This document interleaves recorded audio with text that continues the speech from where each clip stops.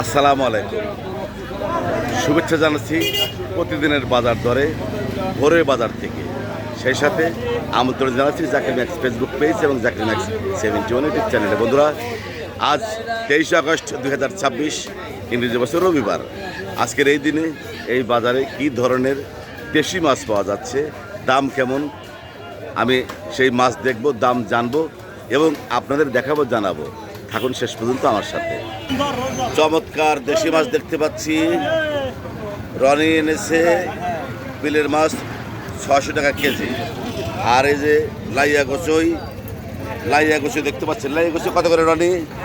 1000 টাকা কেজি লাইয়া কচুই। আর ছোট ছোট কচুই 400 টাকা কেজি।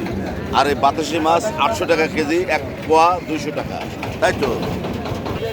তাজা তাজা টাকি মাছ ভর্তা করে খাওয়া যাবে। চমৎকার টাকি মাছ কত করে? 250 টাকা কেজি। বড় বড় টাকি মাছ ভর্তা করে খাওয়ার জন্য।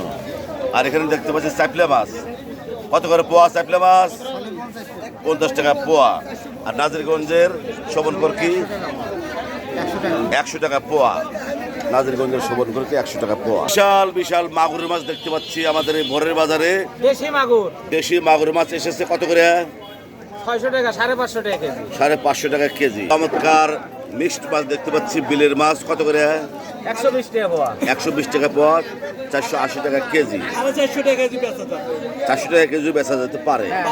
আর এগুলো 400 টাকা কেজি। আর তোমার এই চাপলা মাছ খালি 70 টাকা পোয়া। খালি হুদা 70 টাকা পোয়া। ভালো ভালো দাম কম আজকে মাছের। তাজা তাজা টাকি মাছ, চমৎকার টাকি মাছ কত করে? 420 টাকা। আর এগুলি লাইয়া গোসই 500 টাকা কেজি। এই যে মিশালো মাছ 400 টাকা কেজি। তাজা মরা মিশানো মাছ কত করে? এটা 500 টাকা। 500 টাকা কেজি। 500 টাকা কেজি।